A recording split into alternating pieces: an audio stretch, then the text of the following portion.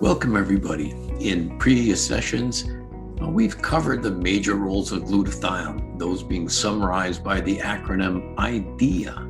Just to remind you, the I stands for the immune system, the D for detoxification, the E for energy, and of course A for antioxidant. In this video, let's take a much closer look at something precious to all of us, E for energy, and how glutathione is so critical to keep us going strong throughout the day.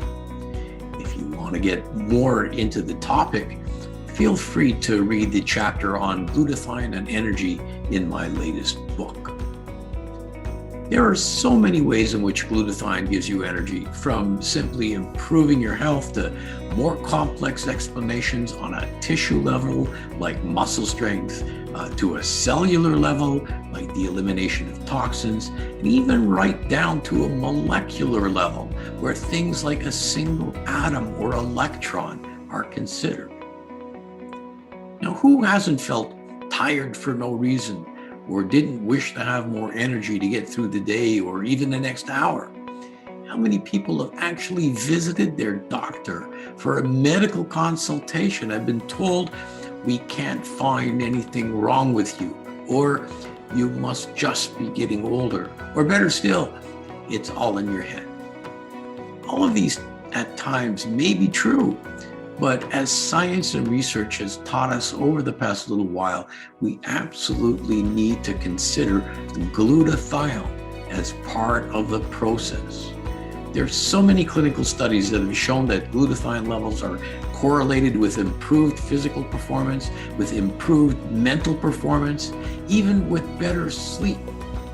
But we're going to go much deeper into the actual mechanisms today by which our body, our very cells, derive their energy. So a little biology lesson would be appropriate here. A body is made up of specialized parts like skin, bones, lungs, liver.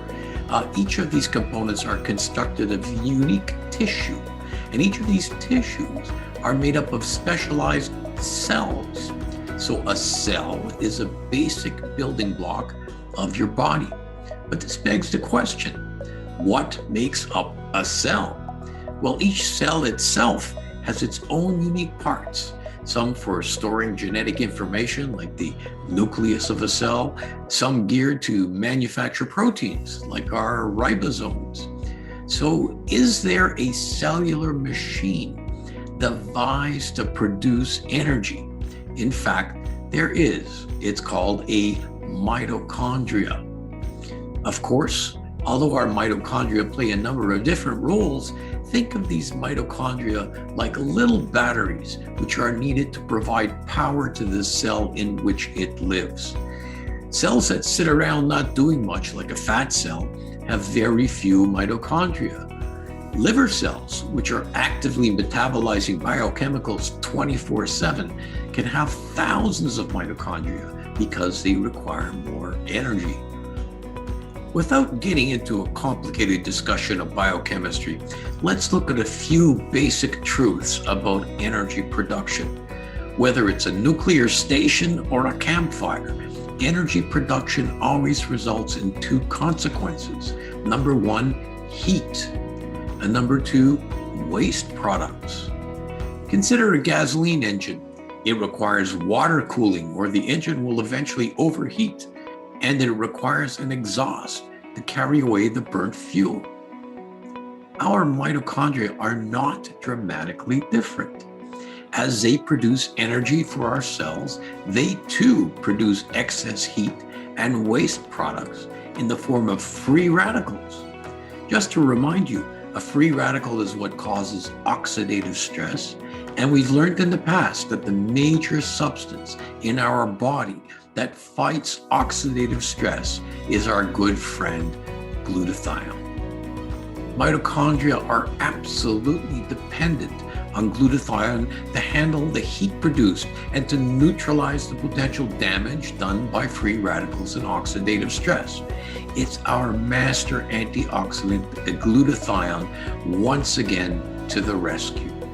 Without it, our mitochondria literally would burn up and stop functioning. The easier our cells have access to good supplies of glutathione, the better our energy production will be. Keep your engines running cool. To health.